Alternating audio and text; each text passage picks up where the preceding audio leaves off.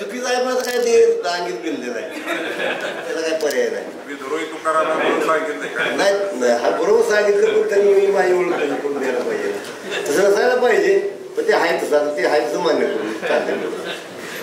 तर तुम्ही बाकीचे आजच्या कार्यक्रमाचे इथं असणारे करण सर, आमचे येणारे सगळं स्टाफ आणि पुढे असणारे सगळे शेतकरी. डाळिंब हे पीक असं आहे, आमचं वडील मला सांगायचं की डाळिंब ज्या पिकाची चोरी होती, म्हणजे ज्या पिकाची चोरी होती तेच पीक करायचं, ज्या पिकाची चोरी होत नाही ते पीक कधी करायचं नाही. साध्या भाषेत तुम्ही बघा, आता कोण ज्वारी आता चोरतं का? नाही चोरत. म्हणजे ज्वारी आउट झाली, गहू आउट झाला, मग आपल्याला जगायला काय साधन? तर पहिलं पण नंतर भाजीपाला करायचो. मग भाजीपाला करायचो, भाजीपाल्यात काय व्हायचं? एखाद्या पिकात व्हायचं, एखाद्या पिकात होत नव्हतं. यातले बरेच सगळे शेतकरी तसे आहेत. पण मग फक्त काय व्हायचं?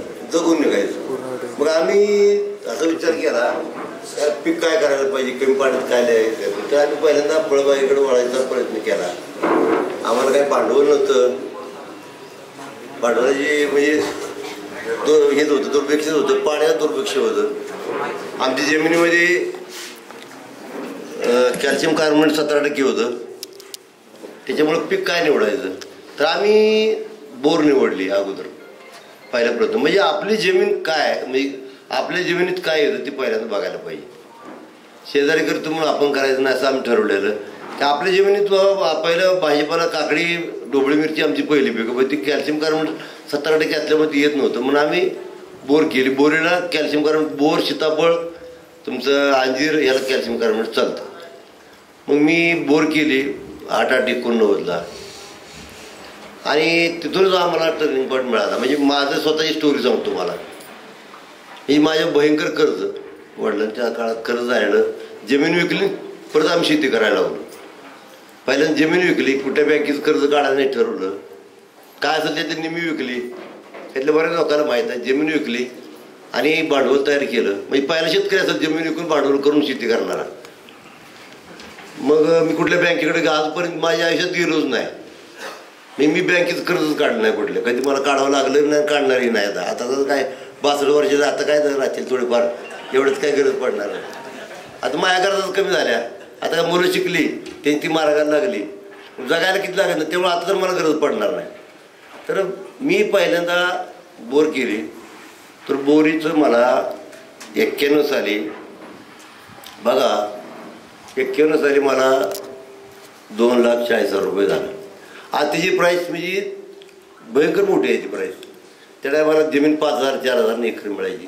म्हणजे मला सांगायचं काय की तुम्ही, आणि मी आता शेतकरी नाही एकदम यशस्वी झाला. अहो मी डाळिंबाची बाग लावली, मला काय अक्कल नव्हती.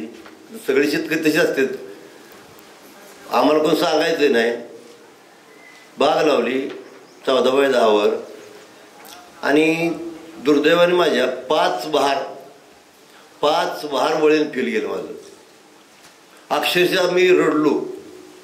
म्हणजे ती विचारांत मला वाटतं मी रडलो, नारळ फोडला का तर ती आपली काळे आहे, आणि मी बाग काढून टाकली. आणि तिथून परत मग मी दुसरी बाग केली. मी जिद्द सोडली नाही का ह्याचा पैसा आहे.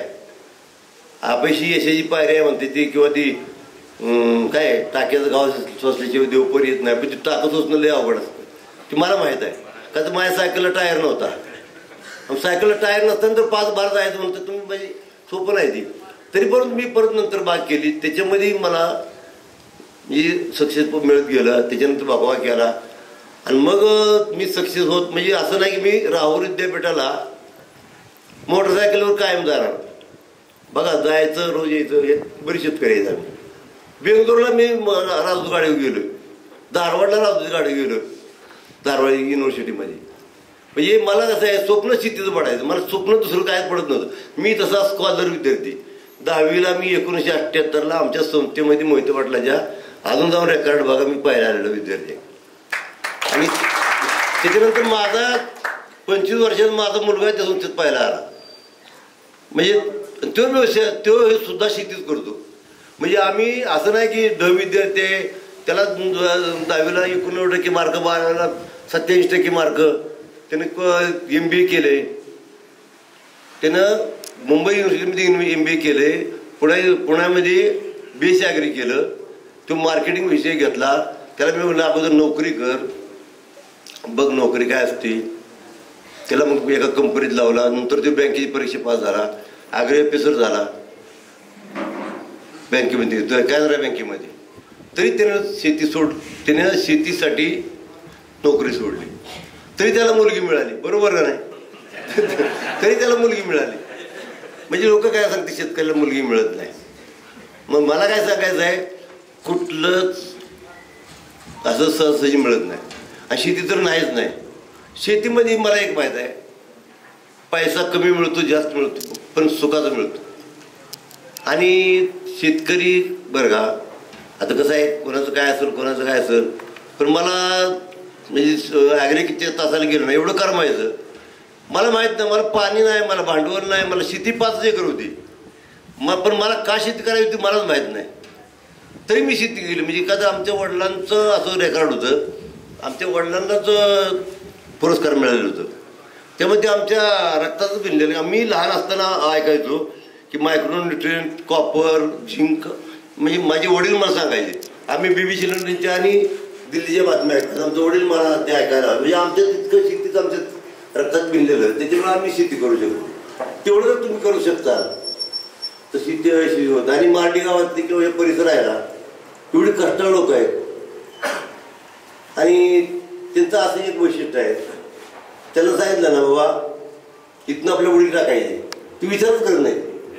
एवढा विश्वास म्हणजे माझ्यासाठी टाकते ती.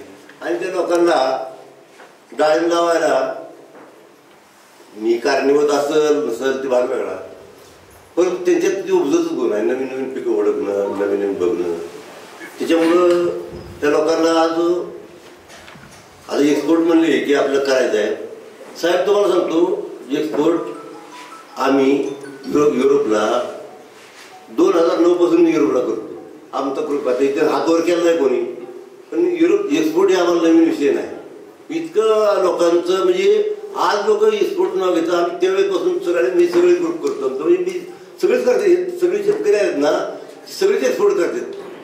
आज त्यांचं म्हणजे कोणाचा माल मलेशियाला जातो, कोणाचा माल दुबईला जातो, कोणाचा माल रशियाला जातो, कोणाचा युरोपला जातो का नाही? नावडका पासून जातो का नाही? यशवंत जातो का? ड्रायव्हरचा आहे सगळ्यांचा. आता म्हणजे ह्या लोकांचा माल सगळे एक्सपोर्ट जातो. इतकं माल काढतात पाणी.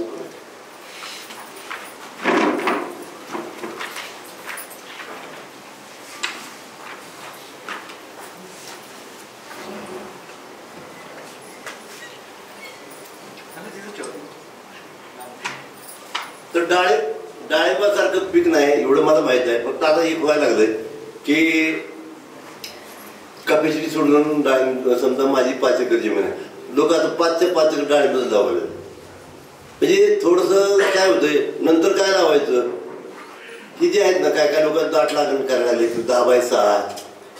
आमच्या भागात, आपल्या भागात नाही कोणी केलं नाही 10x6 किंवा काय असं जे मुख्य म्हणजे जवळजवळ अंतराच्या किंवा ड्रिपर टाकणं, तेव्हा म्हणजे काळ्या रात लावायची किंवा इनलाईन टाकायची, जेणेकरून पाणी जास्त होईल. हे असं म्हणजे बऱ्याच ठिकाणी चालू झालेलं आहे. ते आता ह्या लोकांना अजून ती बाधा झालेली नाही, पण होऊन एवढी माझीच म्हणजे असं पुढं म्हणजे हव्यास एक ते आपल्यासारखं कसं करायला ती देव टाकायला जोळीत, आणि तो बाबा जोळीत एवढं घे की तुझी जोळी फाटून खाली पडू नये, आणि ते जर हवा आवडलं आणि ती शेवटी पडलं आणि ते खाल्लं तसं होणे.